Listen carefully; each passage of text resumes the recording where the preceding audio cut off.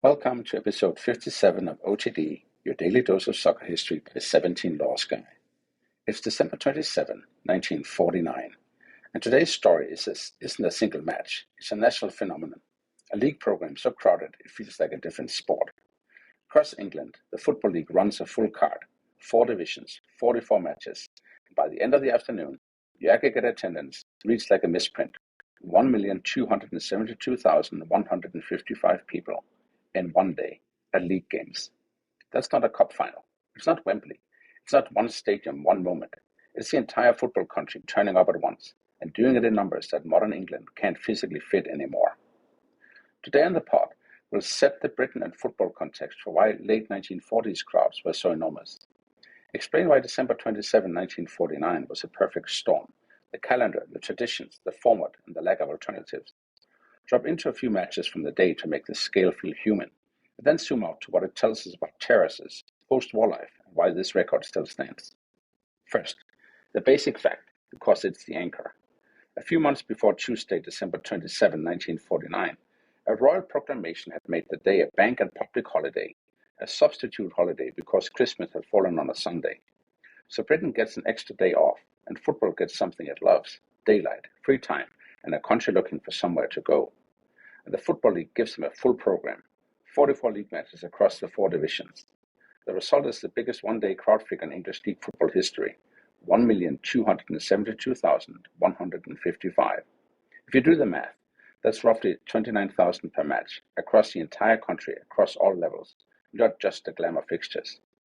And it doesn't come out of nowhere either. The day before, Boxing Day, 26th of December, had already set a record aggregate, breaking the previous record from October 1948. So what are we really looking at here? We're looking at a moment where football is not simply entertainment. It's a dominant public gathering ritual of working Britain, a weekly civic habit scaled up by the holiday calendar. To understand why those numbers were even possible, you have to picture the football world of 1949. This is the post-war boom, the period when English football crowds hit heights that still haven't been matched in the modern era. Across the 1948-49 season, football league gates totaled over 41 million, and the average first division attendance is nearly 39,000. So the baseline is already enormous, and the stadiums are built for it.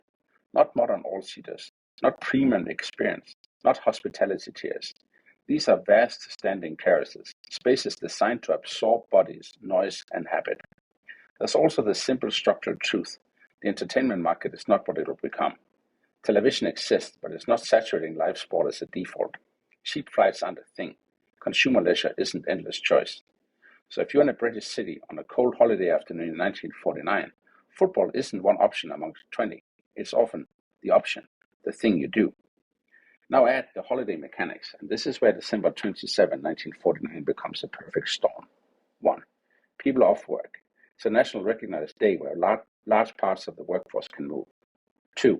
The Christmas football tradition is already deeply baked in.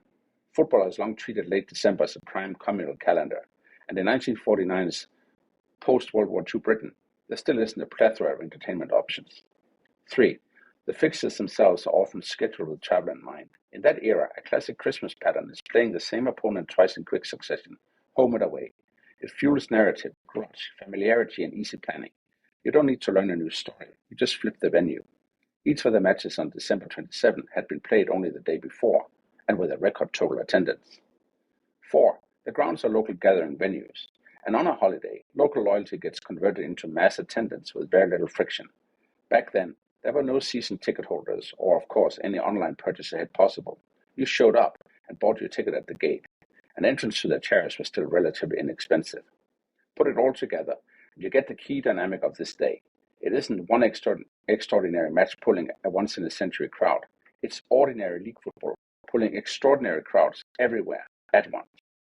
Let's make it tangible with a few snapshots. At Highbury in London, Arsenal versus Manchester United, a 0-0 with Tom Whittaker and Matt Busby on the touchlines, watched by 65,133. At Villa Park, 64,937 witnessed Stan Kullis's Wolves run away with it in the second half and secure a 4-1 away win against Aston Villa. At Anfield, Liverpool versus Chelsea, at 2-2, with 58,757, the highest ever league home attendance until the expansion of Anfield, that is, until February 2024. And speaking of attendance records, at Ayresome Park, a record crowd of 53,802 see the home team, Middlesbrough, defeat Newcastle United by 1-0. The day before, at St James's Park, over 61,000 were packed for the reverse fixture. Middlesbrough also won that one by 1-0. And lastly, the fifth First Division match with 50,000 plus spectators on this day in 1949 was at Main Road in Manchester. 50,195 visited and saw Huddersfield Town take home a 2-1 win against Manchester City with legendary Bert Trautmann in goal. And then there's one of my favorite details of the day because it captures the era's mixture of chaos and devotion. There's a rail strike in London, and yet football still insists on happening. So around 100 Brentford supporters do something that sounds like satire until you remember how central football was. They hire airplanes to get to Hull City versus Brentford. That match at Boothferry Park draws 48,447 for a 2-0 home win. Let me say it again. A second-tier league match in a cold English winter, pulling nearly 50,000, and some of the away fans arrived by plane because the railways are out. And it wasn't even the highest attendance in second division that day. No, that happened at Bramall Lane, where 50,586 watched Sheffield United win 1-0 against Preston North End. The day prior, Boxing Day 49, the record attendance was almost 62,000 at White Hart Lane, attending the second division fixture between Tottenham Hotspur and Chesterfield Town. Spurs won 1-0. And one third division South match, Notts County 2, Ipswich Town 0, had more than 40,000 in attendance. That's not just fandom. That's football as a national operating system during Christmas.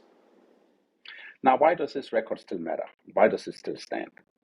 Well, because modern English football cannot reproduce the physical conditions that made it possible.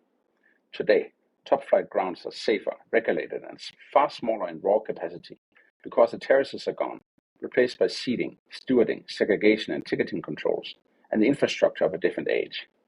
And the culture has changed too. Global TV makes football more universal, but also less dependent on being physically present every week in one place. So December 27, 1949 becomes a kind of fossil record of football's old mass social form, the game as the primary outlet for public congregation.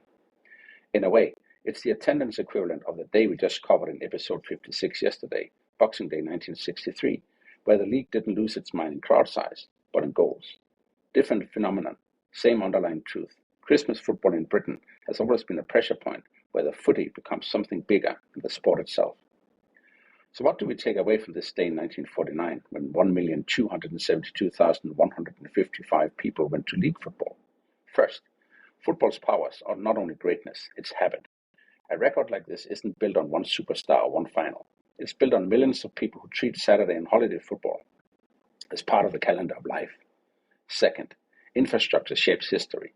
Standing terraces, local transport patterns, holiday law, fixture traditions. These aren't side details. They are the machinery that makes certain kinds of football culture possible. And third, the record stands as a reminder of what the game once was socially. Not a content product, not a stream, not a highlight package. It was a mass physical gathering, repeated across dozens of towns in the same afternoon. So on this day in 1949, English football didn't produce one story, it produced 44, and then added them up in a number that still hasn't been beaten, 1,272,155. That's all for episode 57 of OTD, the day the Football League filled the terraces like never before, and what that tells us about post-war Britain and the sport's social gravity. If you got family lore from late 40s match days, like my grandfather queued for 2 hours or my man stood on the terrace, email me at otd@17lawsguide.com. Tomorrow, in episode 58, we go to 1958 and Egypt 2, West Germany 1, and why it landed as such a shock in its time. See you then.